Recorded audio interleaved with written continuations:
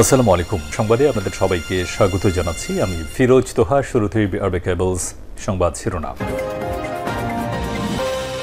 বাংলাদেশের সর্বশেষ গুরুত্বপূর্ণ আপডেট সংবাদে আপনাকে স্বাগত। শুরুতেই সংবাদ শিরোনাম, পরে বিস্তারিত। শুরুতেই জানিয়ে দিব, ছাত্র হত্যাকাণ্ড নিয়ে কাঁদলেন বিএনপির মহাসচিব মির্জা ফখরুল ইসলাম আলমগীর। শিক্ষার্থীদের হত্যাকাণ্ড নিয়ে কাঁদলেন বিএনপির মহাসচিব। তিনি বলেছেন, এ পর্যন্ত প্রায় 266 জনের মৃত্যুর খবর পাওয়া গেছে। আজ বিকেলে গুলশানে বিএনপির চেয়ারপারসনের রাজনৈতিক কার্যালয়ে এক সংবাদ সম্মেলনে শিক্ষার্থীদের আন্দোলন এবং হত্যাকাণ্ড নিয়ে কথা বলতে গিয়ে আবেগ আপ্লুত হয়ে কেঁদে ফেলেন বিএনপির মহাসচিব মির্জা ফখরুল ইসলাম আলমগীর।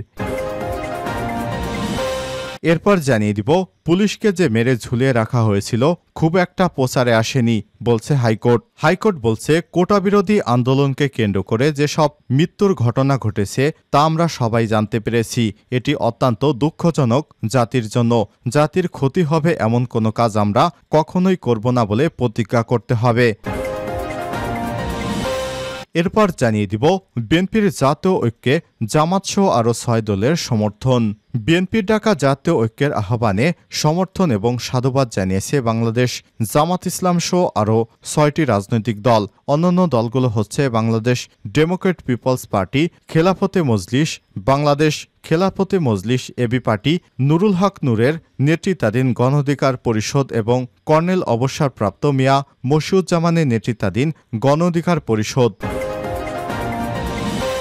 এদিকে ঢাকাসহ 4 জেলায় 13 ঘণ্টা করে কারফিউ শিথিল। দেশের পরিস্থিতি অনেকটা স্বাভাবিক হয়ে আসায় কারফিউ শিথিলের সময় আরও বাড়ানোর সিদ্ধান্ত নিয়েছে সরকার।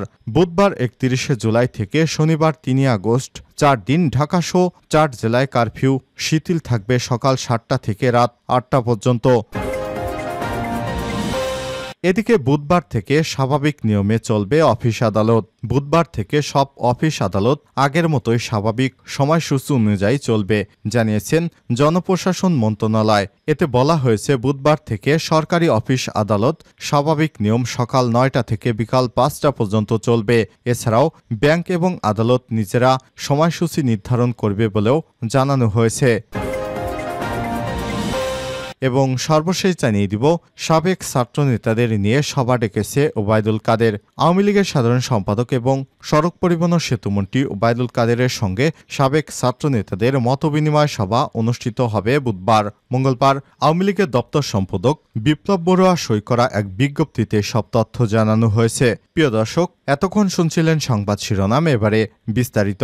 তবে তার আগে বন্ধুরা, অনুরোধ থাকবে সংবাদটিতে একটি লাইক দিন। আর বন্ধুরা, আপনি যদি আমাদের চ্যানেলে নতুন হয়ে থাকেন, সংবাদটি দেখতে দেখতে চ্যানেলটি সাবস্ক্রাইব করে রাখুন, যাতে করে আমাদের লেটেস্ট আপডেট সংবাদগুলো সবার আগে আপনার কাছে পৌঁছে যায়। আর বন্ধুরা, কমেন্ট করে জানিয়ে দিন এই সংবাদ সম্পর্কে আপনার মূল্যবান মতামত।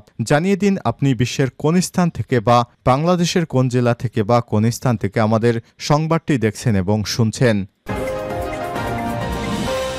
ছাত্র হত্যাকাণ্ড নিয়ে কাঁদলেন মির্জা ফখরুল।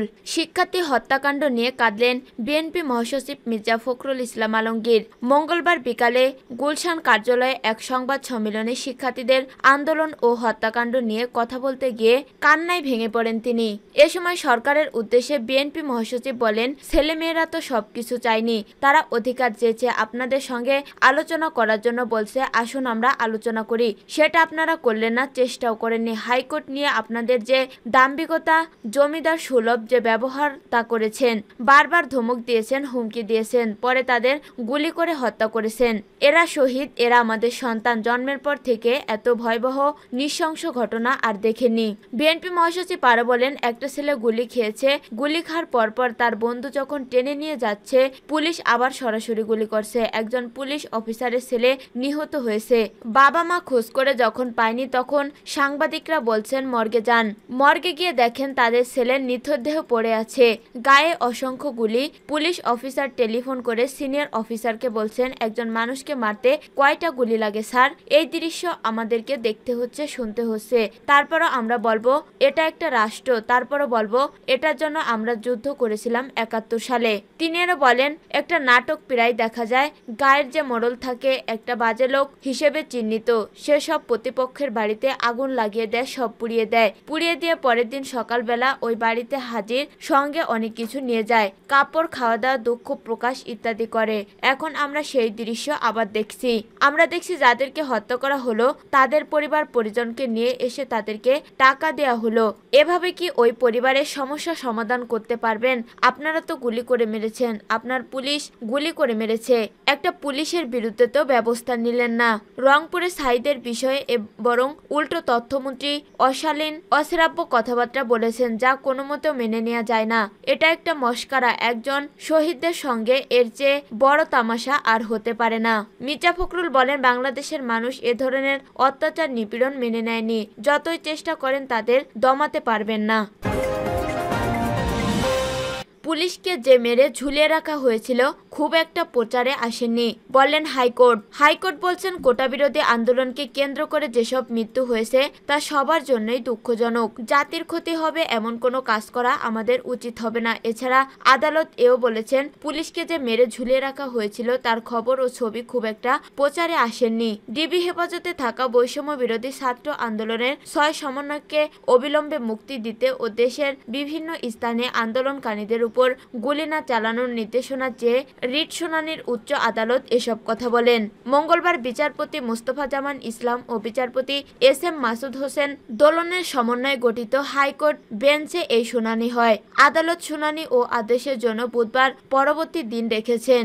মঙ্গলবার রিটের পক্ষে শুনানি করেন আইনজীবী অনিকার হক ও জ্যেষ্ঠ আইনজীবী সারা হোসেন। তাদের সহযোগিতা করেন জ্যেষ্ঠ আইনজীবী Jedi Khan Panna, barrister AM Mahbub Uddin Khokon প্রমুখ। আদালত তখন বলেন, টিয়ার শেল, রাবার বুলেট ব্যবহার করা যেতে পারে, তার আগে মাইকিং করে সতর্ক করতে হবে। আমরা কেউই সাংবিধানিক দায়িত্ব পালন করছি না। পুলিশ এখন আর্মি কল করতে পারে, সেটিও আইনে বলা আছে। পুলিশকে যে মেরে ঝুলিয়ে রাখা হয়েছিল তার খবর ও ছবি খুব একটা প্রচারে আসেনি। উল্লেখ্য, কোটা বিরোধী আন্দোলনকে কেন্দ্র করে সারা দেশে সহিংসতা ও নাশকতার সময় রাজধানীর যাত্রাবাড়ির রায়েরবাগ এলাকায় এক পুলিশ সদস্যকে হত্যার পর ঝুলিয়ে রাখে দুর্বৃত্তরা। ওই পুলিশ সদস্যের নাম গিয়াসউদ্দিন। বিএনপির জাতীয় ঐক্য, জামাত সহ আরো 6 দলের সমর্থন। বিএনপির ডাকা জাতীয় ঐক্যের আহ্বানকে সমর্থন ও সাধুবাদ জানিয়েছে বাংলাদেশ জামাতে ইসলামী সহ আরো 6টি রাজনৈতিক দল।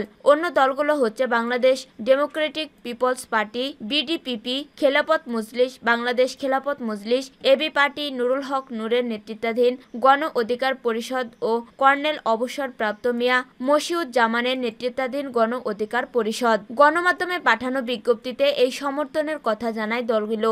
সরকার পতনের এক দফা দাবিতে বিরোধী সব রাজনৈতিক দলকে এক ছাতার নিচে আনার লক্ষ্যে শুক্রবার জাতীয় ঐক্যের আহ্বান জানিয়েছেন বিএনপির মহাসচিব মির্জা ফখরুল ইসলাম আলমগীর। পরের দিন কর্নেল অবসরপ্রাপ্ত ডক্টর অলি আহমেদের লিবারেল ডেমোক্রেটিক পার্টি LDP 12 দলীয় জোট, 12 দলীয় জাতীয়তাবাদী সমমনা জোটে থাকা 11টি রাজনৈতিক দল সমর্থন জানায়। এছাড়াও সমর্থন জানিয়েছে ববি হাজ্জাজের NDM, বাংলাদেশ লেবার পার্টি ও গণতান্ত্রিক বাম ঐক্য ও তৃণমূল জাতির পার্টি।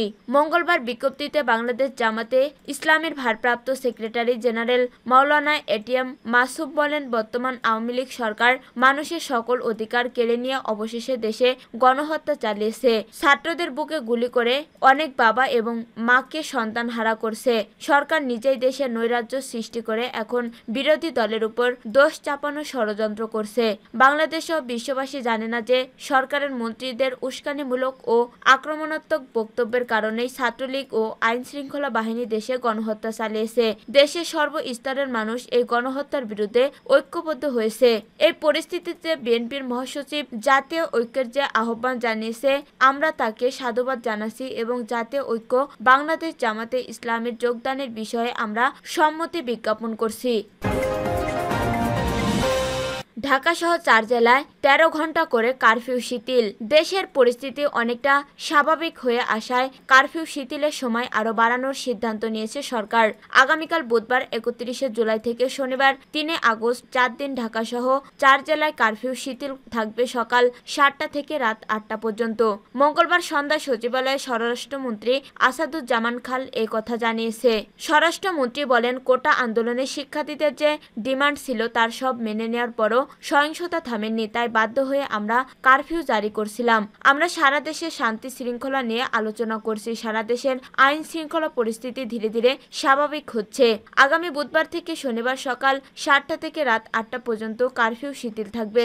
এছাড়া কবে থেকে শিক্ষা প্রতিষ্ঠান খুলবে সেটি শিক্ষামন্ত্রী সিদ্ধান্ত নেবেন। টেকনিক্যাল বিষয়গুলো বিবেচনা করে আইসিটি প্রতিমন্ত্রী সিদ্ধান্ত নেবেন যে কবে থেকে পরিপূর্ণভাবে ইন্টারনেট চালু হবে। কারফিউ শিথিলের এই সিদ্ধান্ত ঢাকা, নারায়ণগঞ্জ, গাজীপুর ও নরসিংদী জেলায় কার্যকর হবে। অন্য জেলাগুলোতে স্থানীয় প্রশাসন এই বিষয়ে সিদ্ধান্ত নেবে। এর আগে স্বরাষ্ট্রমন্ত্রীর সভাপতিত্বে স্বরাষ্ট্র মন্ত্রণালয়ের 7 জন মন্ত্রী প্রতিমন্ত্রীর জরুরি বৈঠক অনুষ্ঠিত হয়। টানা কয়েক ঘন্টার বৈঠক শেষে সাংবাদিকদের ব্রিফ করেন স্বরাষ্ট্রমন্ত্রী।